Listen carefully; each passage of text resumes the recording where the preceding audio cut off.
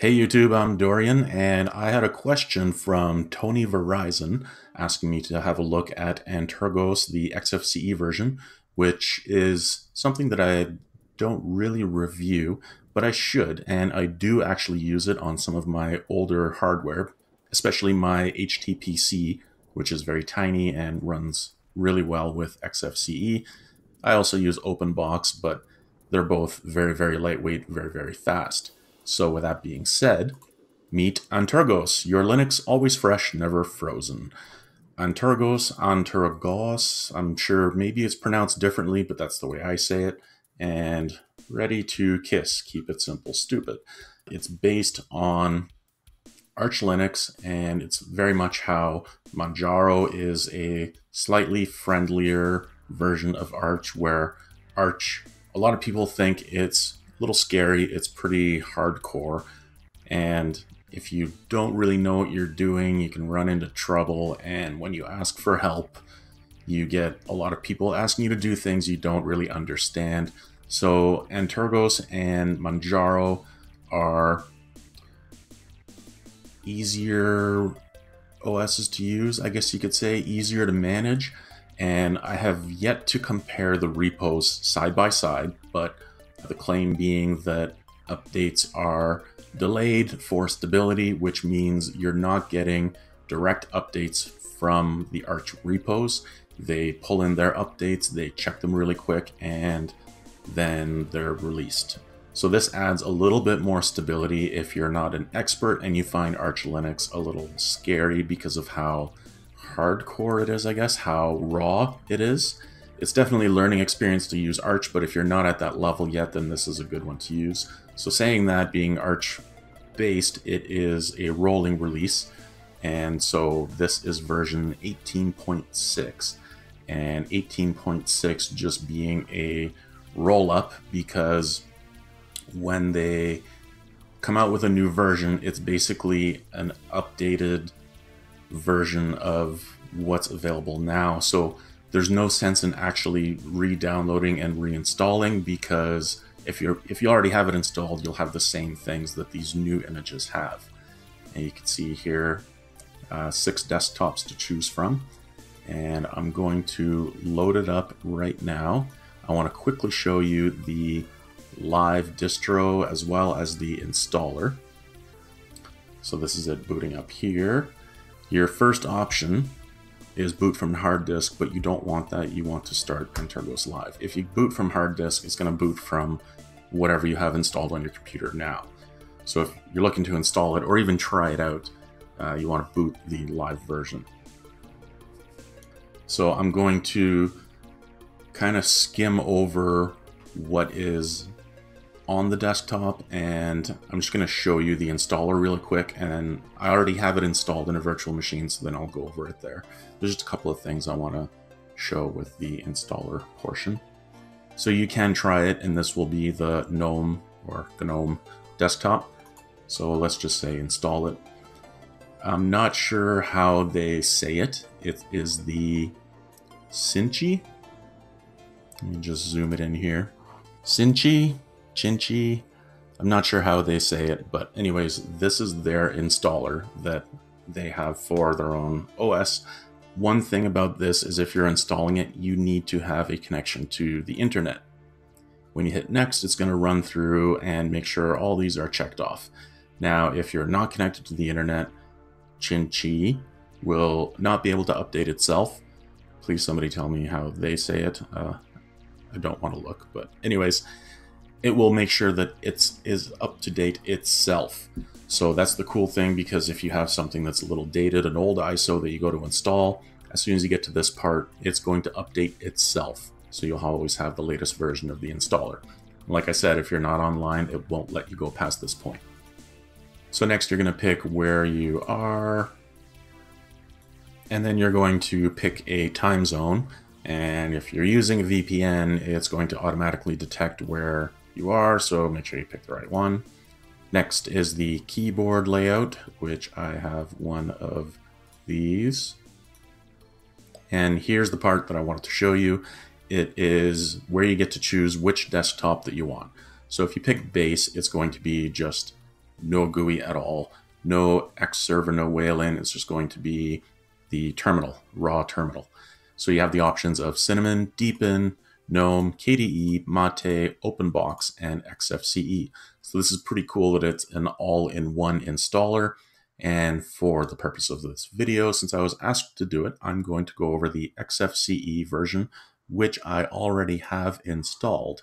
So the rest of the installer, you pick multiple things, like I turned on LibreOffice because I wanted that, and then it's the mirror list and what you want to do with the hard drive. So your typical installer stuff.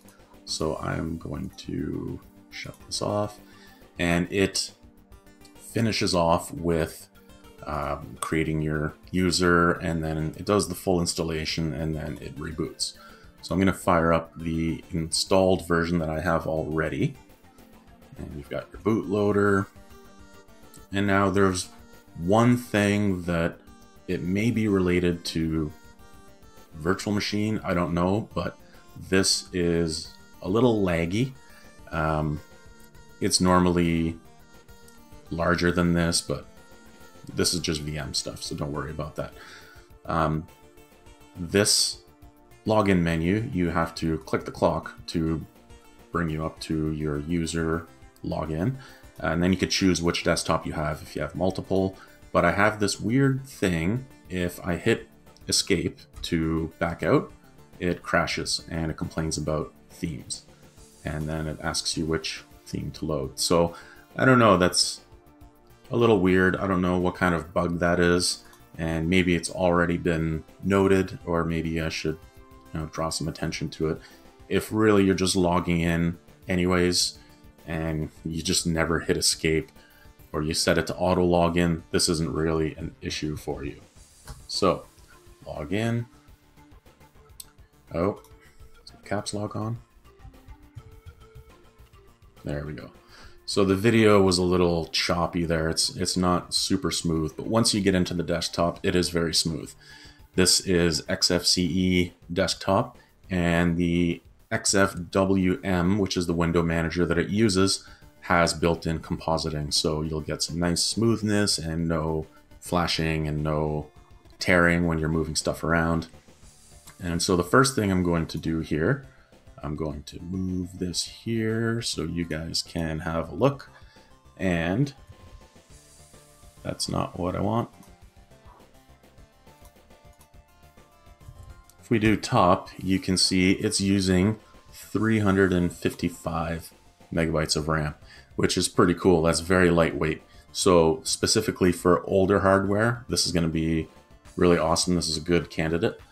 And hit Q to quit, and we just have a look at the kernel, and it is 4.16.13-2 Arch. So one thing that concerns me, and it's not installed on hardware, this is a virtual machine. For me on Manjaro, since it is an Arch-based distro, when I'm using 4.16 or 4.17, my Wi-Fi is very, very slow. I haven't been able to figure out exactly why. I just figured this out very recently and I haven't had a chance to look into it. But running on 4.15, which is still a pretty new kernel, like that's what Ubuntu runs on, Ubuntu 18.04 runs on, and everything works fine. It's super fast. So I've been able to confirm that it is a kernel version. So if you are running this and you happen to have an Intel wireless AC Wi-Fi card like I do, you may get slow internet. So if you do, downgrade your kernel to 4.15 and it should hopefully smooth it all out. So back to the XFCE. Very lightweight, very simple. The file manager is Thunar, which is great. I've used this as well in minimal installations using OpenBox. Super lightweight, has lots of good features in the right-click menu, like opening a terminal and whatnot, and really good choice for this.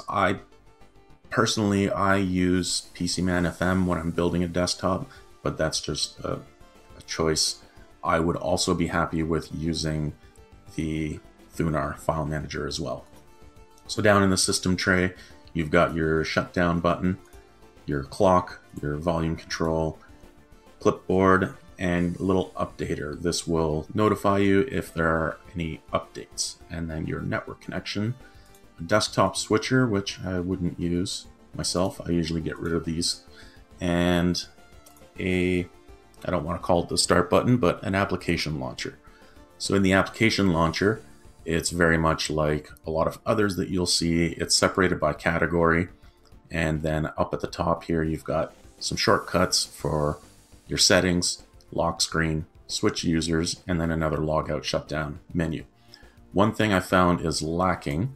If you go into the settings, there's a lot of things you can do here to change your color schemes, your icons, your fonts, toolbar.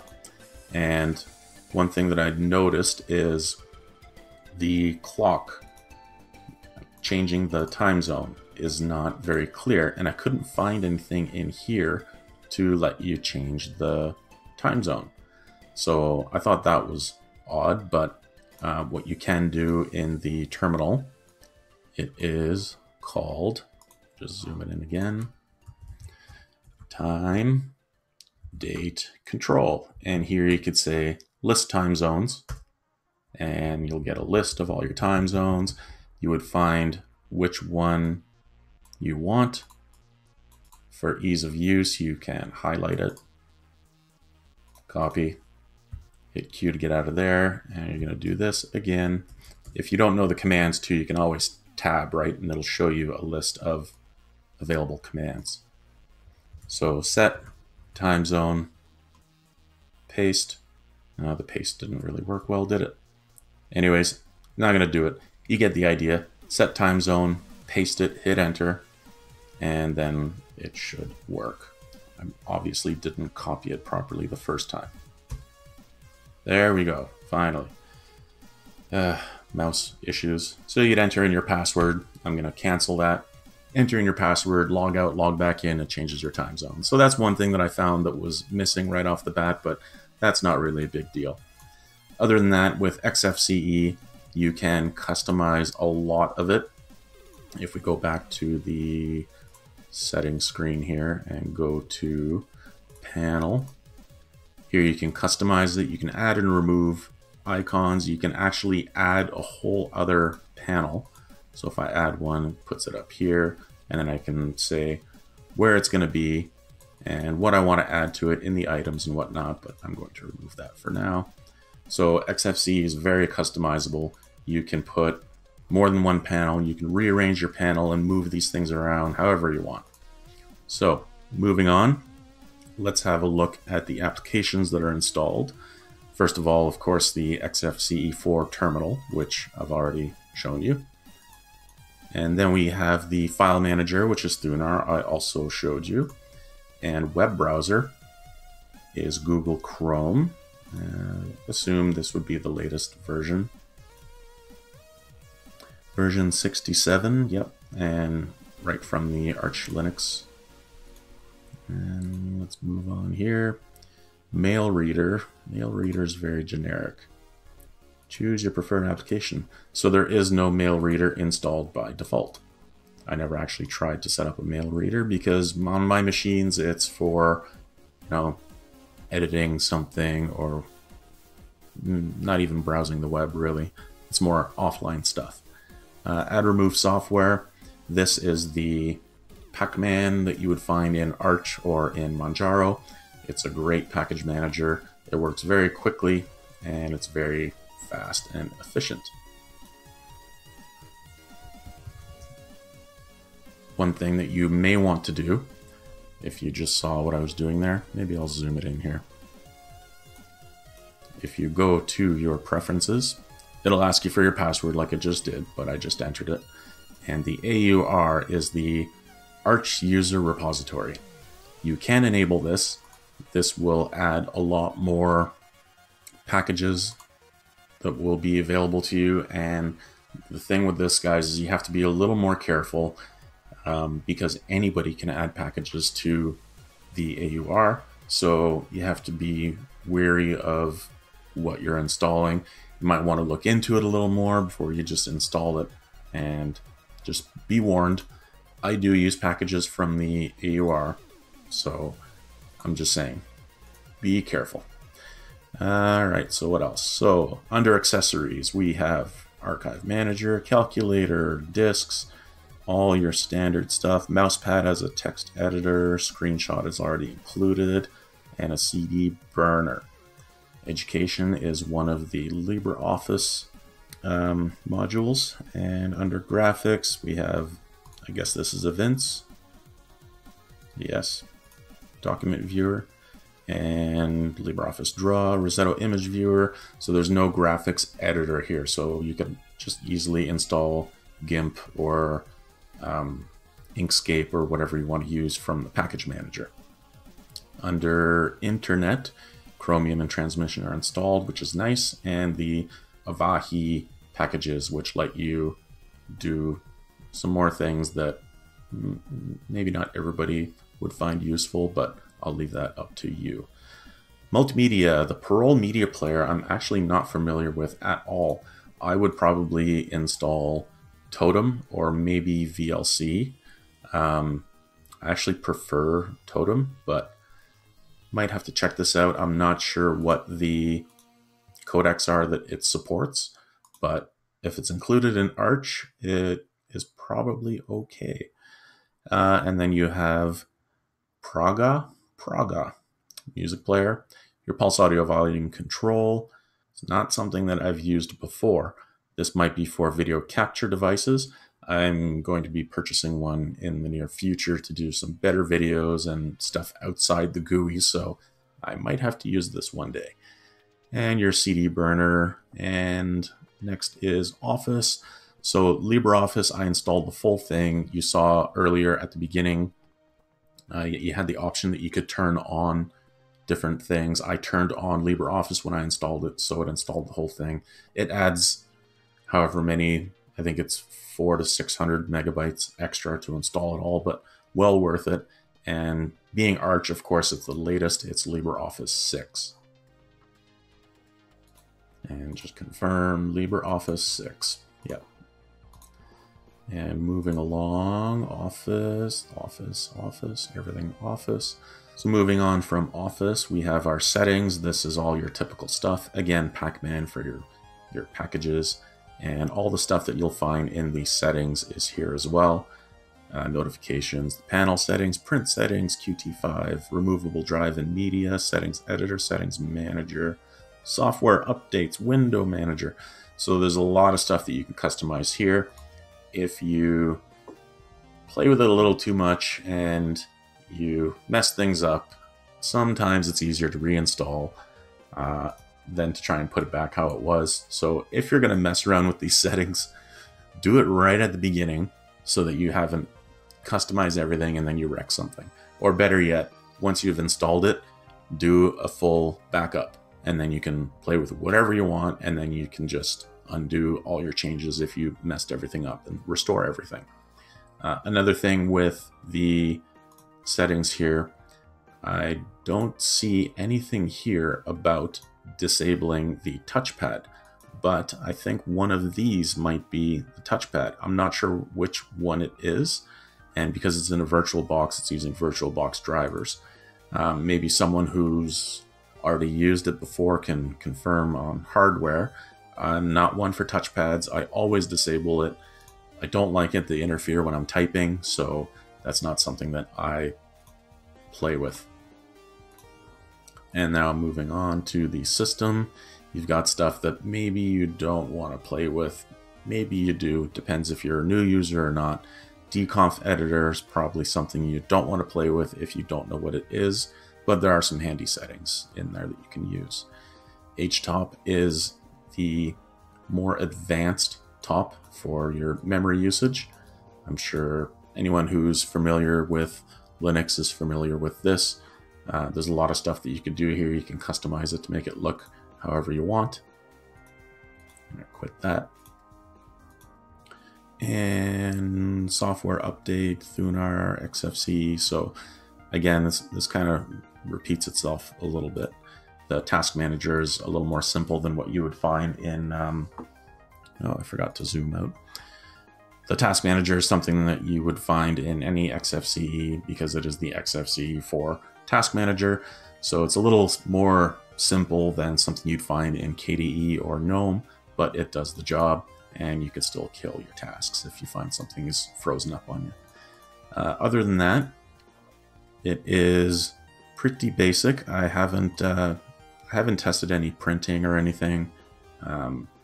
Again, the machines that I do use it on is very simple, like my media manager. I've got some multimedia stuff installed and whatnot, but this is super lightweight. It comes with a good amount of software, and since it is Arch based, you'll get some fairly recent updates all the time coming down the pipe, and because it is Antergos, it should be more stable than Arch. Again, I have yet to have proof to confirm it, but if it's anything like Manjaro, I find Manjaro is a lot more stable. They check their updates and then send them down the pipe to ensure stability. So, what do I think of Antergos? I think it is pretty cool. The XFCE version is super light. It runs really fast. Just looking at the wallpapers here, which I didn't really go through. It's got a decent amount. It's a lot of nature and some colorful stuff, but you can always download backgrounds from anywhere and use what you want. I always have my backgrounds that I keep on my external drive. Whenever I install something, I just dump them into my new one. So, pretty cool. Yes, pretty cool. Shut down menu here. I have not tested it with NVIDIA or AMD drivers. I haven't installed it yet on hardware, so this is on a virtual machine. Would I recommend it? I would absolutely recommend it. I'm using Manjaro now, which is also Arch-based, so I'm a huge fan of the Arch-based distros so far. And the great thing is, too, that you can choose which desktop you want to install. I'm curious about the OpenBox one. I would like to try that one as well, but XFCE is one that is very popular that a lot of people like. So do I recommend it? Absolutely. So give it a shot. Try it, download it. Remember, guys, do your backups as soon as your system is up and running. And if you have any issues, I would like to hear about it. So post it up down in the comments. And if you do use it already, what desktop do you use and what do you think? Let me know in the comments down below. And if you're using XFCE especially, because obviously that's what this one's about. And that is my quick little run through. And I want to say a quick thank you to my patrons who are essentially the producers of my channel. Carl Schneider, George Maris, Matt Hartley, and Kit Waltz. You guys are awesome. Thank you so much for helping me contribute to the Linux community. And a double shout out to Matt Hartley, who's one of my patrons, for featuring me on the website Freedom Penguin. So check it out. You'll see some of my videos popping up on here now and then. And he's also tweeting about them, which is pretty cool. Thanks for watching. Don't forget to like, don't forget to subscribe, and most importantly, don't forget to share it. And you can also follow me over on Twitter at Dorian.Slash. Thank you for watching. Until next time, bash on.